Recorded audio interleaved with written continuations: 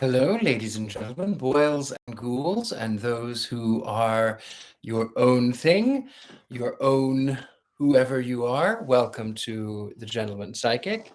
Hello, my lovelies. I have to go on here and do the share. The clock has not quite struck 10, but that is quite all right here. It gives me a little moment to go right over here and see where I am and then share it all. So we'll go here and library. Let's see.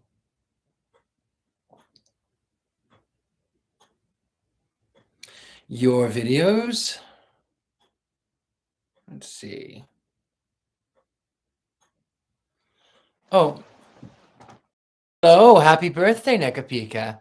Hello, Nate. I'm very well. Hello, Corey. You had a dream about me. Oh, how interesting. I would love to know about it. Let's see. I can't remember how to share my video. I don't know why it's not telling me that I'm on. Let me see. Library, home. I can't find where it is. Hold on just a second. Library, your videos. I wish it would show that I'm live. I find my video here. Hold on. Your channel. Aha. Aha. Here I am. You were wearing the usual attire, but you were a vampire. This is very intriguing. Hello, Scotty Dahati. I'm doing very well. Good to see you here too. Share this one. Copy link. I have to go right over to the Book of Faces, as I so like to say. And we go here. Paste. Join me live. I'm reading story time. And we hit the post. And then, I have to share it on the other. Here comes the clock, which is always so charming.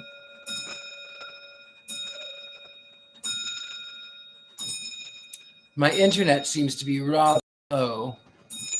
Vampires rule, Corey Parson. Thank you, Scotty. I do love vampires. When I was a boy 1,000 years ago, I wanted to be a vampire. Let's see, how do I share to? Let's see.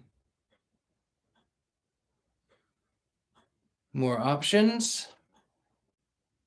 Copy the link, and then I'll go right over here to the Gentleman Psychic, which is me. The Vampire Diaries on Netflix. Oh, that sounds fun. Wasn't that the one that filmed in New Orleans? I think it was, if memory serves. Come on.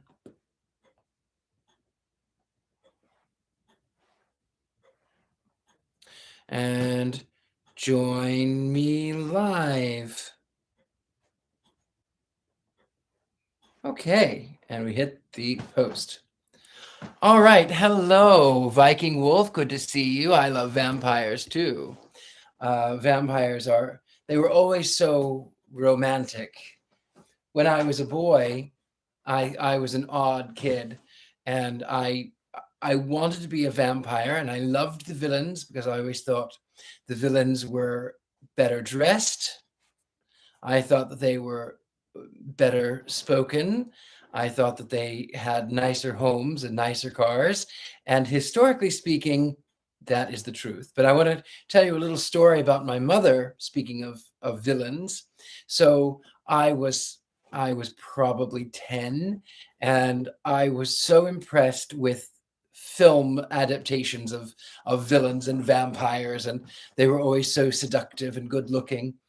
And I told my mother, I said, oh, I like the bad guys. They always are much more, they have nicer homes and they have nicer clothes and they always drive fine old cars. I really just love them. Hello, Mary Jane. Good to see you. Anyway, so I said, I love the villains. And my mother, she got a strange look on her face, and she says, well, I think deep down in your heart that maybe you might be. Of course, she was afraid that I was going to grow up and be a gay satanic witch. Ha ha ha! Surprise. Speaking of which, WITCH, um, I wanted to talk a little bit about something that happened today on my Instagram. There was a person who came on my Instagram and wanted me to go to a Christian camp, that I would find peace and that I would find Jesus. And she had enjoyed herself and she knew that I could go and be fixed. Long story short, I said some blasphemies, and then she actually wrote me and we corresponded, and it was a really charming interaction. She was very honest in her as an interlocutor. She was honest, and she wanted to believe because she wanted to believe, and she didn't want to know anything bad because she wanted to believe. And my thought was, well, you need to know what the Bible says and know that the Bible says those things and that it was taken literally, and that's why those things are in the book. But we had a lovely exchange in the end, and it was really quite it was a lovely exchange. And I told her that I have Christian friends, and by extension many other friends, but I told her I have Christian friends and I would fight for their right to believe whatever ideology they wanted to believe. Do I think it's silly and ridiculous? Absolutely, all day long. But yes, that. But then I wanted to actually bring up something about the blasphemies. I have another friend who is a Christian. She's probably watching now, a very sweet friend, and she got upset that I would blaspheme her God. And I have to tell you, I do blaspheme because sometimes that is the only way to get the point across. And it's to me, it's like blaspheming Santa Claus. If someone doesn't like Santa Claus, I don't care. I don't care for Santa Claus either. But you understand what I mean, is that you can do what you need to do. Catherine says, looking forward to the new book. I am looking forward to reading you this book. Actually, I chose this book to read. It's a children's book. It's from the 70s, I believe, 76, I think. I chose this book because of its cover, and I bought the book some time ago because it reminded me of my car, Mr. Satan. And speaking of Mr. Satan, I was out working on him. He's a he. I call my car a he. I was out working on him today because I went to the city, New York City, by the way, and it was really a lovely visit. And New York City dwellers are really kind. That most people that did see me acknowledged, and they liked what I wore, and they liked the car, and they liked the aesthetic. It was quite nice. But what was even more nice is that the majority of the people living in New York City didn't recognize or notice or pay any attention. So that was quite nice. Is the current house haunted? Some people say that it is. I think it is quite possible. I know I have seen a few things, but I can't really go into that right now. And yes, I do work on my car, but I am not very good at it. I tinker at it. I go out like this in my suit, but I try to tinker with it, but I'm not very good at it. So I try. I'm going to go back out tomorrow and try to figure it out. So what happened was I drove to the city, and I didn't realize that when you go to the the Metropolitan Museum of Art, that they won't allow you to have gas in the back of your car, petrol for my friends across the pond. And of course, it's an old car and the gas gauge doesn't work. So of course I have cans of gas in the back of the car. And he says, well, you can't park here with this. You just have to find another place to park. But the problem was that when I turned the car off, when I turned the ignition off, the cooling fans stayed on. And when I reached up to feel the wire of the switch, it was super hot. The coating around the cord itself was all bubbled and hot. So I parked the car for an hour, and then I walked into the museum, and it was too busy, so I walked out of the museum. But I walked around for about an hour, and then I returned and I plugged the back in, and I drove Mr. Satan back to where I stay. And it was, I was afraid the entire time that the car was going to go up in, oh, thank you, Corey. That would be lovely. But I was afraid the car was going to go up in smoke, and it didn't, thankfully. Somebody down there is looking out for me. Ha ha. Anyway, Corey Parsons says, my husband believes you should have your own audiobook line. You have a captivating voice. Thank you. You can actually find me. I narrated for my friend Lauren Morgan Richards and the book he authored, which is The Goodbye Family and the Great Mountain. It is coming out sometime soon. I'm not entirely certain. Lauren may or may not be in the, he may or may not be in the chat tonight. He oftentimes is, but not, it's not always. He sometimes has a life. Anyway, not to say that you don't, because I really love having you here, each and every one of you. You thrill me. I know we only have about 10 people, but I love it. And without further ado, my loves, let us talk about the fantastic feats of Dr. Boox. And it's Boox by Andrew Davies.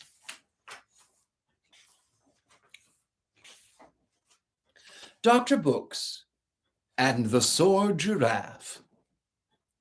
Do you know my friend Dr. Boox, the animal doctor? He lives in a big house with a rather lot of animals, dogs, cats, lizards, goats, and so on. Dr. Boox is not the cleverest man in the world, but he does his best. He knows a man called Doolittle who can talk to animals, but Boox can't do that. He says he has enough trouble understanding people. Well, this is the story about Boox and the Sore Giraffe. One morning, rather late, Dr. Boox was lying in bed with a few dogs and hamsters when the telephone rang. Boox here, said Boox. What do you want? I can't hear a word you're saying, said Boox. This was because he had the stethoscope stuck in his ears. He always kept it there to be on the safe side. He took it off and gave it to the dog to hold. This is the zoo, said the telephone. We've got a sore giraffe here. Where is it sore? Said Boox. In the neck, said the man on the telephone. Oh dear, said Boox. I was afraid of that. Well, can you help? Oh, I'll have a go, said Boox. He put the phone down. Right, lads, said Boox to the dogs. We're off to the zoo. Row, row, row, shouted the dogs. Talk English, can't you? Said Dr. Boox. I'm Boox, not Doolittle. They went downstairs to Dr. Boox's red sports car, and they all got in. 3 dogs sat on Boox's knee. Move over, lads, said Boox. I can't see a thing. And then they were off. Boox drove very fast because it was an emergency. On the way, he had an idea. He was no fool, and as he had not had dealings with any giraffes before, he thought he would practice on a lamppost. So he parked his car by one of the biggest lampposts in town. Now let's see, said Boox, and he took a quick run at the lamppost and went up it in 3 jumps and a scramble. Easy peasy, said Boox. Pretty good, eh, lads? But when he looked down at the dogs in the car, they seemed a long way down, and Dr. Boox began to get frightened. He clung very tightly to the lamppost. Row, row, row, shouted the dogs. They wanted him to get down, but Boox didn't know how to get down. Just then, a policeman came along. What are you doing up there? He said. Training, said Dr. Boox. I've got to get up a giraffe this morning. A likely tale, said the policeman. Get down at once. I can't, said Boox. I'm frightened. So the policeman went away and got the fire brigade. Soon the red fire engine came along. I thought you were never coming, said Books. The fireman hoisted the big ladder, and Books stepped very carefully onto it. Thanks very much, he said. Then he had another idea. I'll tell you what, he said. What about you taking me to the zoo? All right, said the fireman, who had nothing better to do that morning. So all the dogs got in the fire engine, and the fireman drove to the zoo with Books still on the ladder. This is my life, said Books to himself, as they whizzed through town with bells ringing. When they got to the zoo, they drove straight up to the giraffe, who was very sore indeed now, and rather cross. But Books got out his bottle of liniment. On the label it said Dr. Books's double-strength neck rub, and rubbed the giraffe's neck with it. After a bit, the giraffe said, "Rah!" He's better now, said Books. Thank you very much, said the zoo man. Good old Books, said the fireman. Row, row, row, said the dogs. Don't mention it, said Books. Anybody like to come back to my house for a snack? They all got into the fire engine and went back to Dr. Books's house, where they all had lemonade and 3 cookies each out of Dr. Books's big cookie jar. Except Books. Books had 5 cookies because he thought he owed it to himself after his busy morning. Dr. Books and the Sinking Ducks. One day last week, Tuesday actually, Dr. Books woke up earlier than usual, about 10 o'clock actually. He pushed off some dogs who were lying on top of him and sat up in bed. The sun was shining. No work today, lads, said Books to the dogs. We'll have a day off. The dogs just lay about on the bed and said nothing. The dogs, we'll go to the park, said Books. How about that? Row, row, row, said the dogs. And they all got up and ran downstairs and got into Books's sports car. When they got to the park, they wondered what to do. First, they all went down the slide. They all went on the jungle gym. Then the dogs took turns pushing Dr. Books on a swing. They soon got tired because Dr. Books was rather fat and heavy, and he liked to go very high on the swing. When the last dog was tired out, Books got off the swing and said, I know, lads, let's get a boat and go for a row on the lake. They had to get the biggest boat of all because there were so many of them. Books took the oars and they set off. They did not go very fast because Books was not very good at rowing. Soon he was very hot. This is worse than work, he said to himself. The dogs were having a good time, though, lying on their backs with their tongues out, trailing their tails in the water. All right for you, said Books. Then he had an idea. Get up, lads, he said. Call yourselves dogs, don't you? Right, paddle.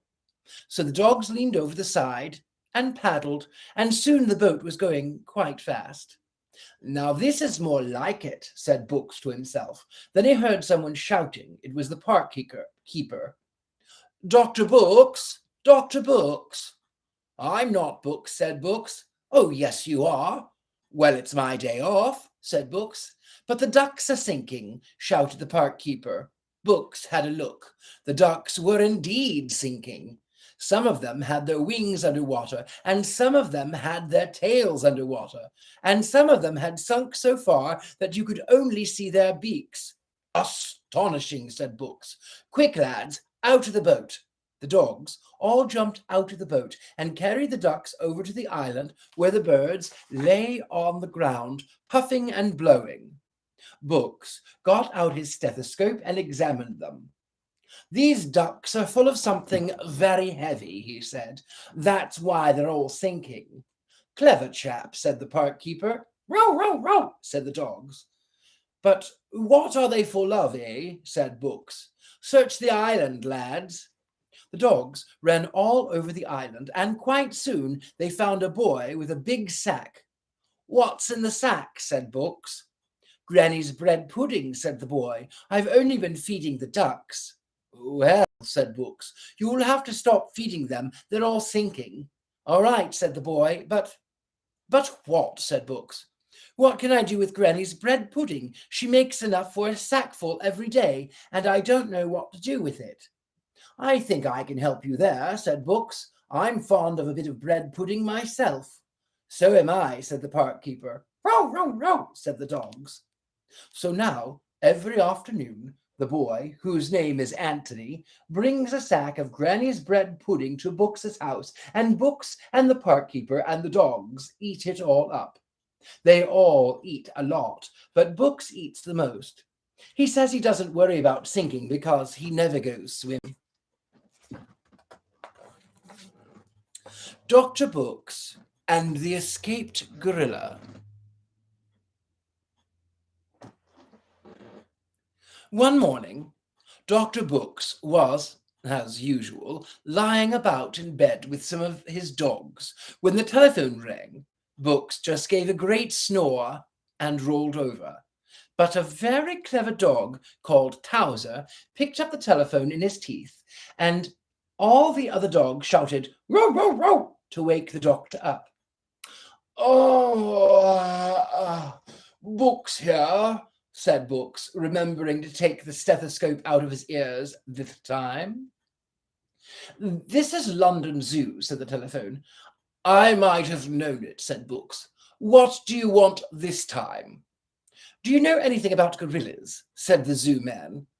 I've known one or two, said Books in a doubtful way.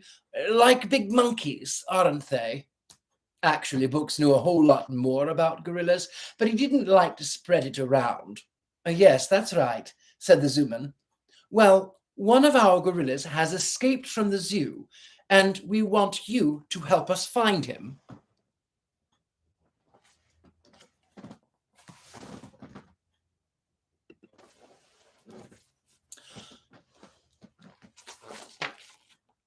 I was having a sleep, said Books, who was in a bad mood.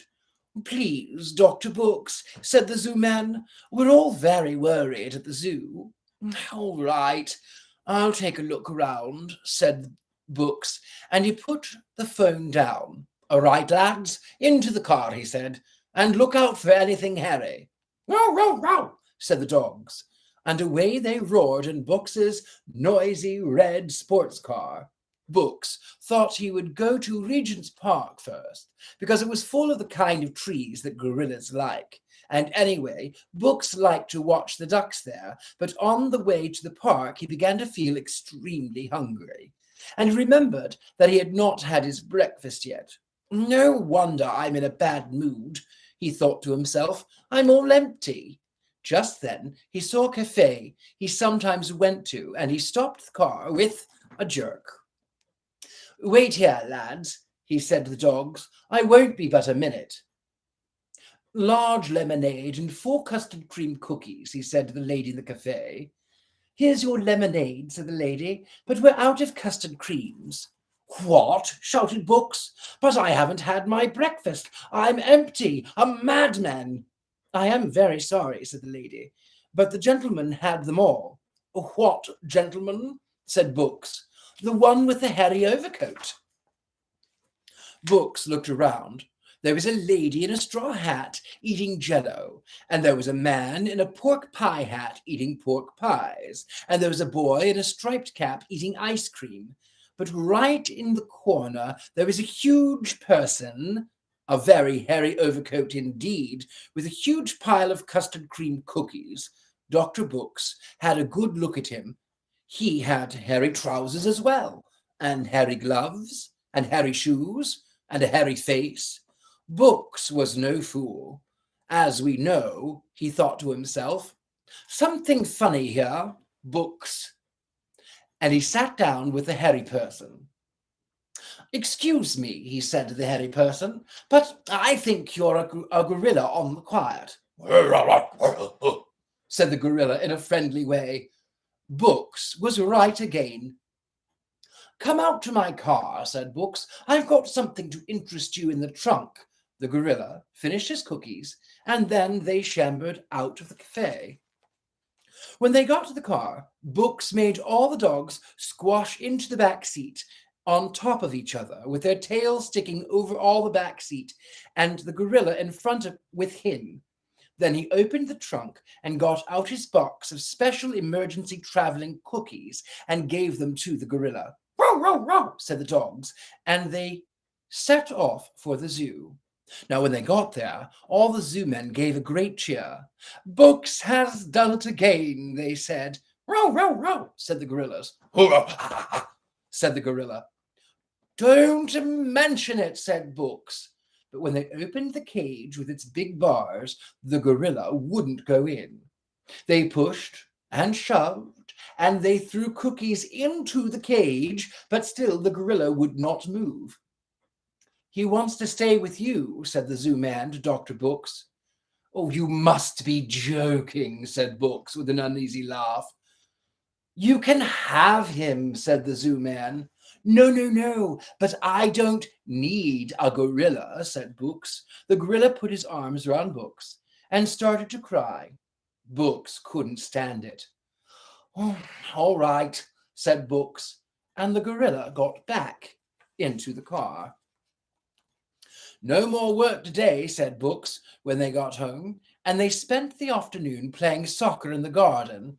When the ball went into a tree, the gorilla just shambled up and threw it down.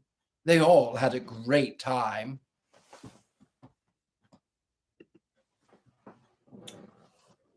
Soon it was the dog's bedtime, but Boox and the gorilla sat up very late in 2 armchairs drinking lemonade.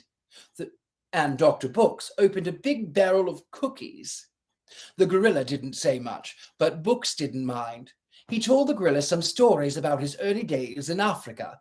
After a while, the gorilla went to sleep.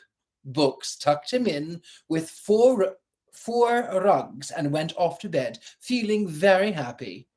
I didn't know it, he said to himself, but a gorilla was just what I could do with.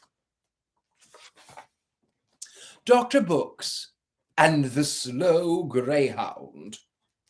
One day, Dr. Boox was driving his red sports car along Battersea Park Road. He had 4 or 5 dogs with him, all lolling about the car, snoring. They had been to the park for the game, and some dogs they knew. They were all very tired. Boox was tired too, and looking forward to some cookies. But he sat up straight when he saw something strange by the side of the road.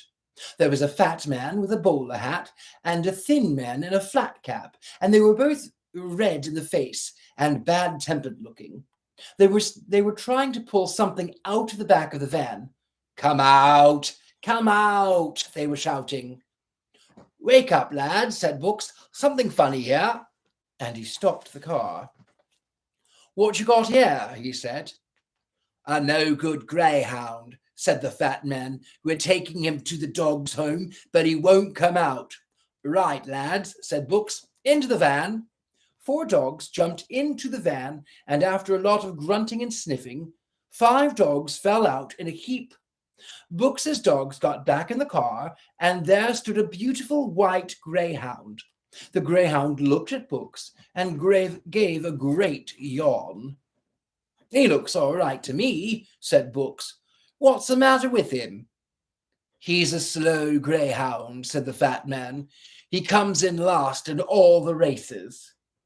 And he's eating us out of house and home, said the thin man, looking hungrily at Boox's box of travelling cookies.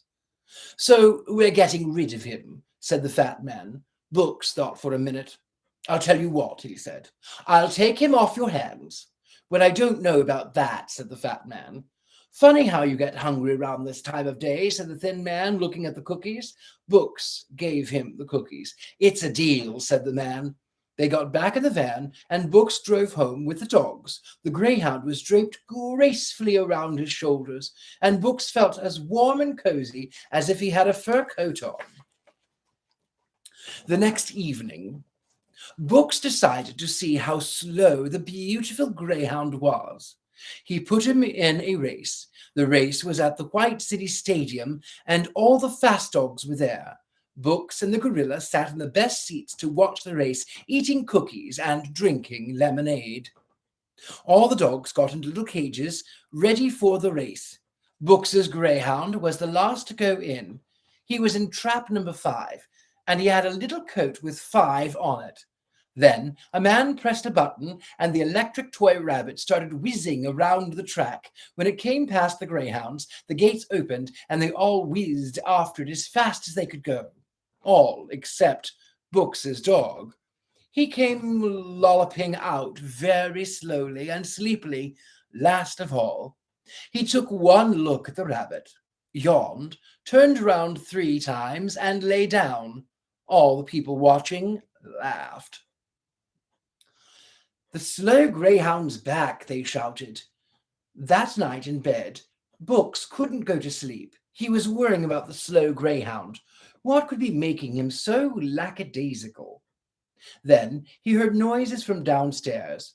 There were bangs and crashes and shouts and car noises and barks, loud greyhoundish sort of barks. Said Boox to himself. "I think we're on to something here." And he went downstairs. There on the sofa sat the slow greyhound, bouncing up and down and barking his head off with excitement. He was watching the late-night movie on television. "Ah, so that's it," said Boox. "No wonder you're such a slow greyhound if you sneak downstairs and watch television till 1 o'clock in the morning. Go to bed at once." The next morning, the slow greyhound got up very late and yawned all day, but Boox knew why. That evening he waited till 9 o'clock when his favourite programme was over. It had a police dog in it, and the greyhound thought it was great. Then he pulled the plug out of the set and said, "No more telly tonight." The greyhound went off to bed looking rather sad. The next evening, Boox put him in another race. When the gates opened, the greyhound came out. Very fast indeed, but just near the end of the race, he started yawning, and he finished 3rd. "I think we're on the right lines now," said Boox to the gorilla. Next day, he called the dogs around him. "No telly after 6 from now on, lads," he said. And all this week he pulled the plug out as soon as the children's shows were over. Boox was missing all his favourite programmes, but it gave him a chance to catch up on his reading and woodwork. And the greyhound was getting friskier and friskier. Saturday was the day of the Greyhound Gold Cup race. Boox put the greyhound in it and took all the other dogs and the gorilla to watch. They sat in the best seats, eating cookies and drinking lemonade. When the gates opened, Boox's greyhound came out like a rocket. He zoomed past all the other dogs. "Look at the slow greyhound," shouted all the people. "He's the fastest greyhound now," said Boox. He won the race easily, and Boox presented with the golden cup. He filled it up with milk for the greyhound to drink. Everybody was shouting and cheering. "Boox, you're a marvel." "Oh, it was nothing," said Boox modestly. Then came up to the fat man in the bowler hat and the thin man in the flat cap. They took their hat and cap off. "Dr. Boox," said the fat man, could we get our dog back?" "Oh, I don't know about that," said Boox, but he could see the greyhound wagging his tail. "We do miss him," said the thin man. "Funny how quick the cookies run out," said Boox meaningly. The thin man got out a box full of cookies he had ready. "Well, all right," said Boox, "but keep him away from the telly." The greyhound jumped into the truck. "Row, row," he said. "Row, row," said Boox's dogs. "Cheerio," said Boox. "Oh, oh," said the gorilla.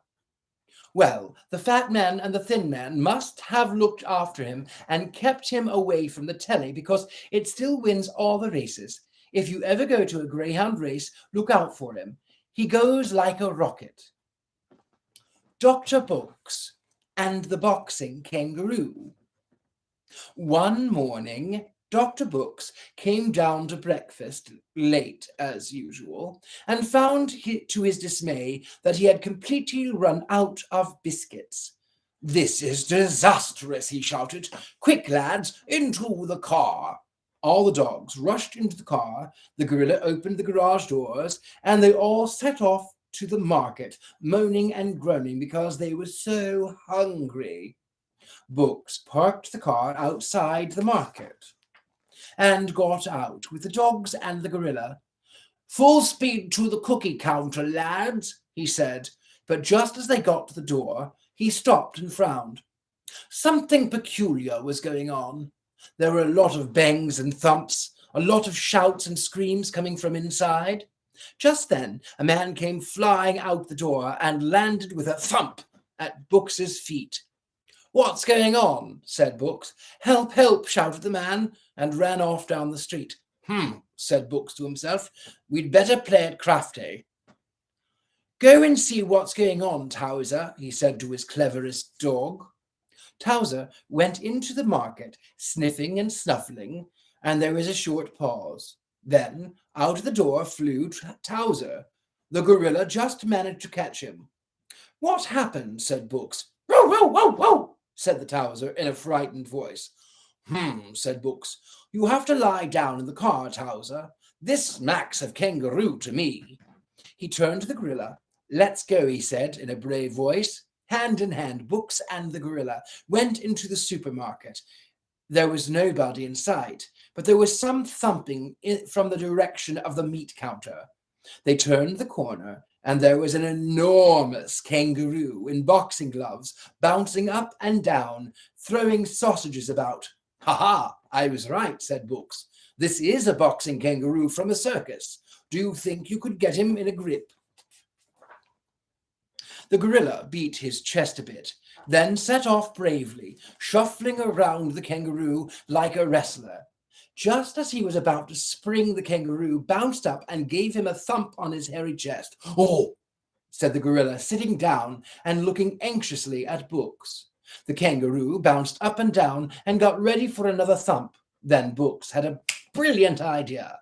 He rushed to the door and set the burglar alarm going. As soon as the kangaroo heard the bell, his ears pricked up, stopped bouncing and thumping, and sat down at once on the cash desk, fanned his snout with a plastic bag. The gorilla was amazed. "Boxing kangaroo, see," said Boox modestly. "When he hears the bell, he thinks the fight's over. He'll be all right now."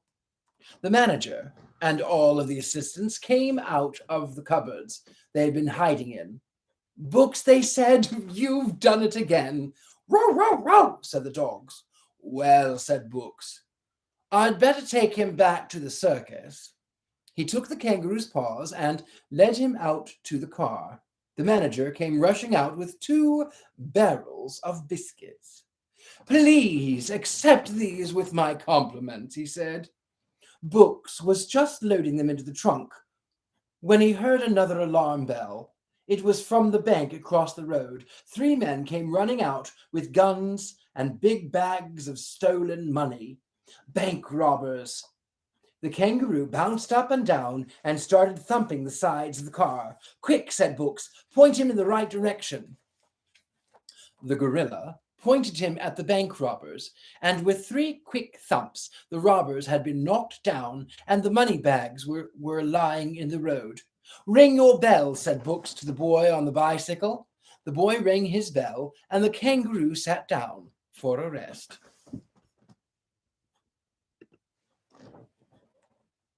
Then 2 vans drove up.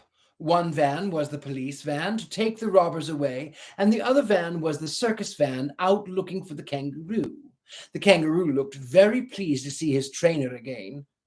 Boox and the gorilla watched him bounce into the van. "He was a good kangaroo as kangaroos go," said Boox thoughtfully, "but to tell the truth, I'm not altogether sorry to see the back of him." Dr. Boox, Grunty Anna, and the truck full of pigs. One day, Boox was out for a drive in his red sports car, the gorilla sitting in the front seat, as usual, toying with a banana. But there were fewer dogs than usual. In fact, there were only 2, Towser, the clever one, and a rather pale dog called Humphrey, who needed all the fresh air he could get. The rest of the space was taken up by a boy called William and his sister Anna. William was 4 1/2 and talked all the time. Anna was only one, and she didn't talk at all. She just grunted, oink, like that. As Boox drove along, William said the names of all the cars they passed. He knew nearly all of them. That's a Viva, he said. That's an Imp. That's an 1100. That's a Cortina. When he didn't know the names, he made them up. That's an Extensor, he said. That's a Thunderboom. That's a Crabley. Just then, a long, low sports car came up behind and went past Books's red car in a rush. William jumped up and down. That's an E-Type Jaguar, he shouted. They're my best cars.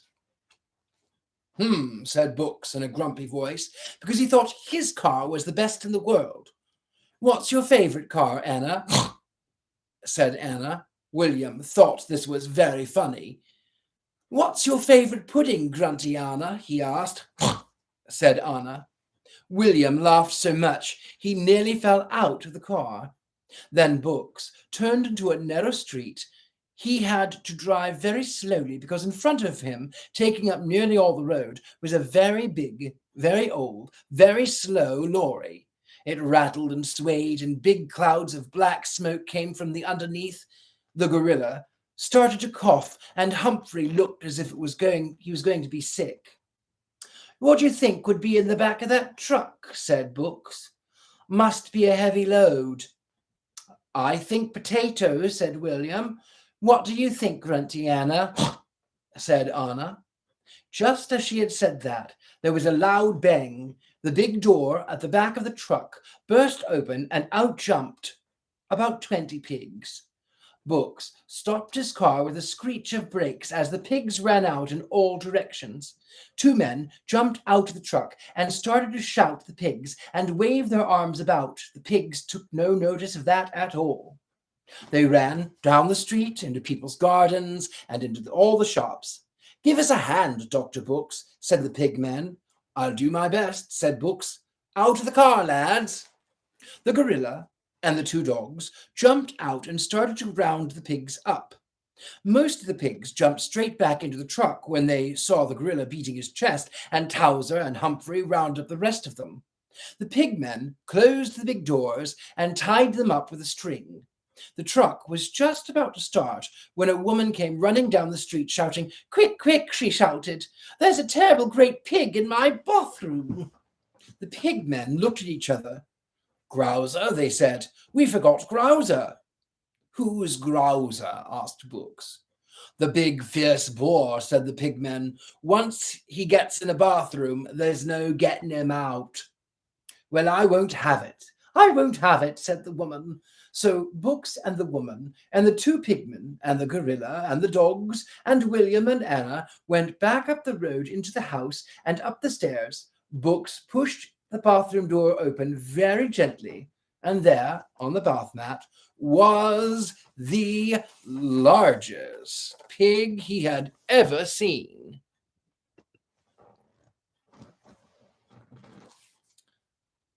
He looked fierce too. Towser and Humphrey were so frightened that they ran straight into the garden. "That's Gowser," said the pigmen. Everybody tried to think what to do. "I could send a gorilla in," said Boox, but the gorilla shook his head and started to go downstairs. "Shall we try him with cookies?" said William. I'm going to ring the fire brigade," said the lady. But before anyone could do anything, Anna let go of William's hand and walked across the landing into the bathroom, right up to the big, fierce pig. And Anna said, and the pig looked at Anna, then said, said Anna, said Grouser in a friendly voice. Then Anna took him carefully by the ear and led him down the stairs into the garden and down the street and back to the truck. Everyone else followed very quietly. When they got to the truck, the pigmen opened the door. Anna gave Grouser a pat, and he jumped straight into the truck. "I'm flabbergasted," said Boox. What a clever girl, said William. Row, row, row, said the dogs. But Anna just said,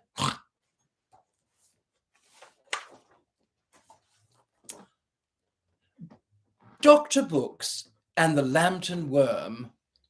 One morning, Dr. Boox looked out the window. It was foggy. Back to bed, lads, he said. It was always his way on foggy days. He was just getting his pajamas back on when the phone rang. Bring, bring! He took no notice, but it went on ringing, so he picked it up. This is long distance from Middleborough, said the telephone. You must come up here right away. I was just going to bed, said Boox. It's the middle of the night down here, you know. What's the matter anyway? We're having a lot of trouble with a worm, said the telephone. Boox had a think. A worm would be no trouble to a man who could deal with boxing kangaroos and a sore giraffe, he thought. Well, all right. It's just a worm. I'll come up right away with a worm powder, he said. It's a big one, said the telephone. Don't you worry, said Boox. Right, lads, who wants a trip to the north? Boox drove to King's Cross Station with the gorilla and a few dogs, and soon they were all lolling about in the restaurant car as the express train rattled along toward Middleborough. As they got nearer Middleborough, Boox noticed great dark clouds in the sky and red glow in the distance. Funny weather we're having, he said to the gorilla. Then the train drew up at the station. The mayor and council and the chief constable were all waiting for Boox. Oh, Dr. Boox, they said. We're so glad to see you. Oh, never mind that, said Boox. Where's this worm of yours? On top of the hill, I'll take you, said the chief constable. He's come down from Lambton to terrorize us. So Boox and the gorilla and the dogs got into the chief constable's car. The chief constable drove to the bottom of the hill where all the smoke was coming from. Then he stopped and pointed with a trembling finger. Up there.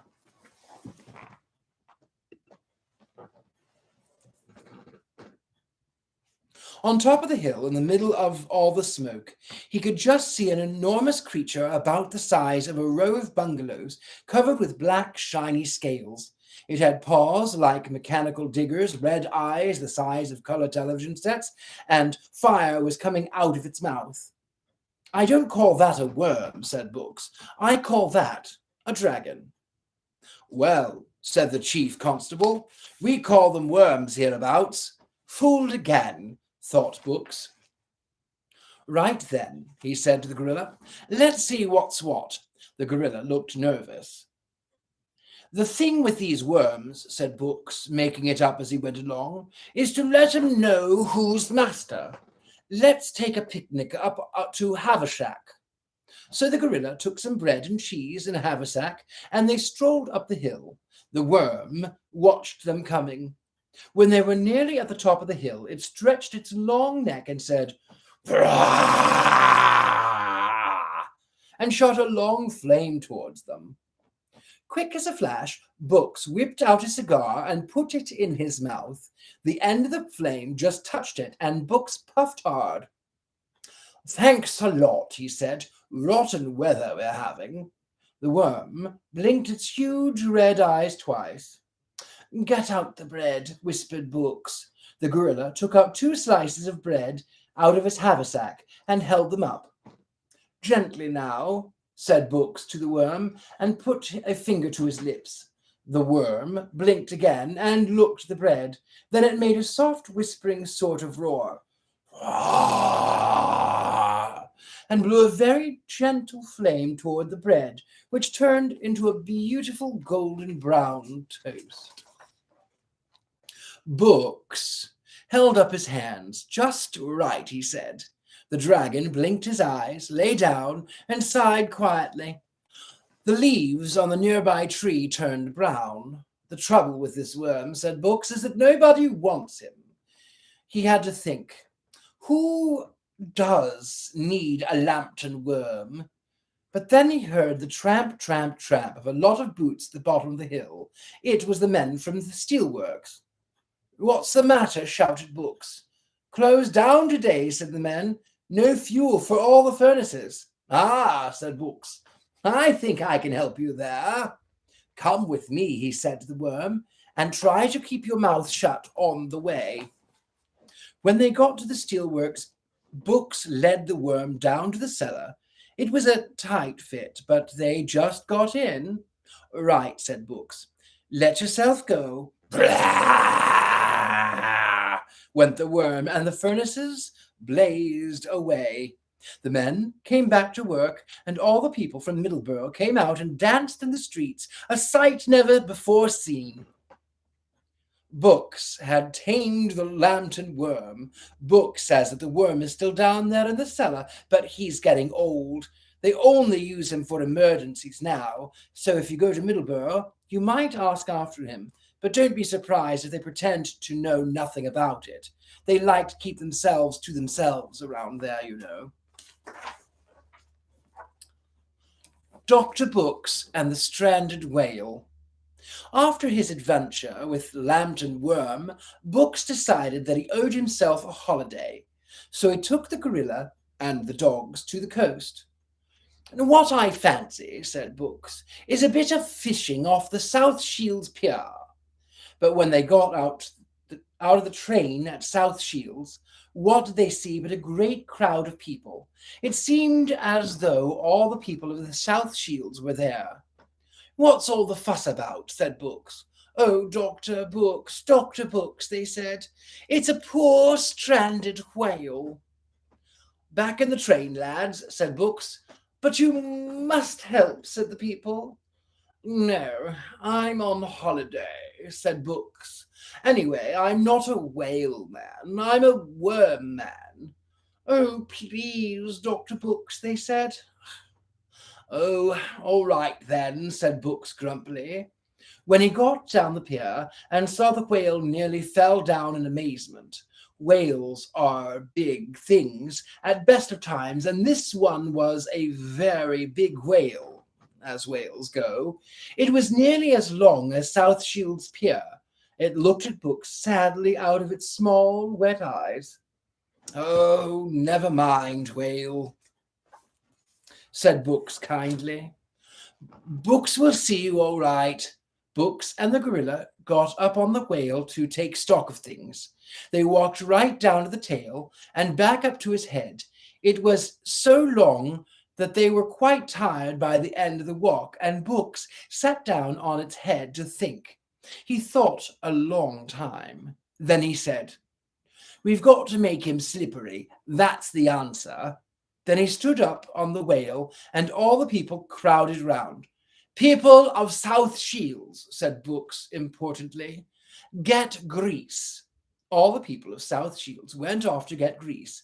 The men came back with all their hair cream and car engine oil in South Shields. The children came back with all the cod liver oil and bicycle oil in South Shields. Their mothers came back with all the butter and drippings and washing up liquid in the South Shields. Slap it on, said Boox. And they covered the whale until it was shining and slippery from head to tail. Now push, said Boox. They pushed. The whale moved about an inch, then stopped. Get out custard cream, said Boox sadly. The gorilla took out all of Boox's custard cream cookies and smeared the cream on the whale. Push again, said Boox. Every man, woman, and child in South Shields pushed. Boox pushed, the gorilla pushed, the dogs pushed, and the whale began to slide. Faster and faster it went.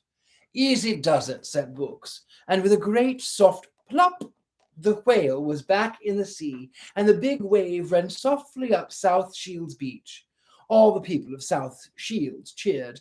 Good old Boox! But the whale didn't swim away. It stayed close to the pier, looking at Boox in a meaning way.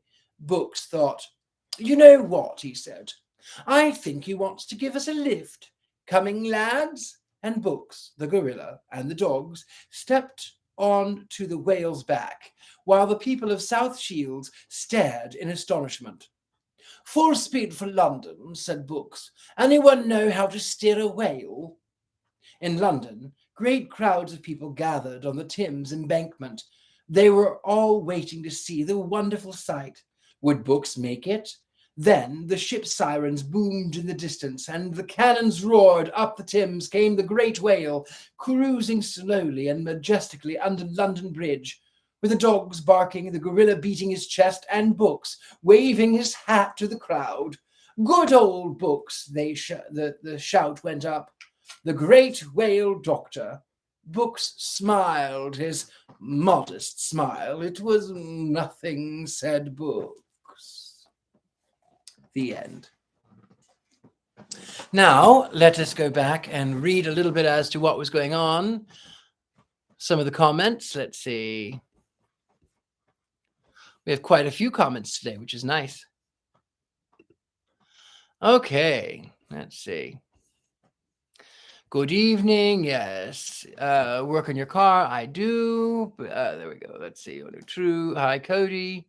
Bed full of dogs is a dream. I'm just into the period weird. Scotty Dahadi says Mercury's in retrograde until June 3rd. Just throw it out. Fuck Mercury. Babylon Rising. Get it? Buffering. Oh no. Love me some bread pudding with caramel glaze. Yeah, me too. Richard Lale is a hidden talent, maybe overlooked, but he is a great man and a kind friend and a formidable mentor. He changed my life greatly. Love this fucking guy. Woof, woof, ha ha. Thank you, Cody. Dr. Boox probably parties hard, says Cody. Corey says, I wish Richard Lale was my mentor. I would learn so much. That can be. That can happen. Aw, you should book some time. He is way approachable and a very good teacher. This is true. I have booked 2 readings with him in the past. He has helped me tremendously. I just wish he could go out for dinner sometime and have full conversation about art, books, the occult, etc. Richard Lale encouraged me to face down some shit, trauma, and some family DNA things, and encouraged me to follow my ambitions and the dark path. Hail Satan, Ave Lucifer, live the life you want. Woohoo. Yes, I like that. Everyone wants to connect and get that events. The next time I'm in the area, I will see about scheduling at least a reading in person. That would be lovely, Corey. Does he do tarot card lesson? I do them. I do lessons, yes. Corey Parsons says Richard Lale helped me out with my trauma as well. Scotty, he uses vintage cards. This is true. Cody, yeah, there aren't many teachers on earth. Make time. To teach is a blessing, though. It is. I do enjoy it. They aren't tarot, but much better. I always leave with answers. Yes, I love them. They're vintage. I use they are Lenormand deck, and they are from Switzerland, and they're 19th century. I do use tarot sometimes, but I really like the other cards better. Cody says, to your sentiment, if you're a Luciferian or a Satanist or a witch in heart and spend your life around dull, non-magical people or people who reject you, it drains. Yes, that is true. Everyone needs a coven. Corey Parsons says more like an oracle deck. Yes, that is true. They are oracle. Or a pirate ship, angel cards, Thoth Tarot. I do have that one. Call myself a witch. There are neo-magical people around for me. It's awful. Mine is Roman, Freemasonic, digital coven, so to speak. Let's see. Lucifer works well with my personality. What a lovely conversation. It is so good to see you, all of you, getting on so well. I really like to see that. The target has void because they put out abuse or send it back. Very good. What lovely conversation. Anyway, my loves, thank you so much for joining me. I hope you have enjoyed it. Next week, hell willing, as the case were, I intend to read 20,000 Leagues Under the Sea, so we'll start with that one next week. That is my intention nonetheless. Thank you for all the likes, the comments, the shares. It really does help support the channel. A great way of supporting the channel, if you can, is to go to my Patreon, patreon.com/The Gentleman Psychic, or you can go right on to PayPal, Venmo, if you can't, that's fine. I still love you. I still love having you here. You mean the world to me, and your likes and comments and shares really help out tremendously. So any way of supporting the channel is always, I'm honored. Thank you very much. And with that, my darlings, my lovelies, have a beautiful evening. And Jack Parsons, Freddie Mercury, Mephistopheles, Asmodeus. I love that. I do love that. Anyway, my darlings, love to you. I shall see you next time. Good night.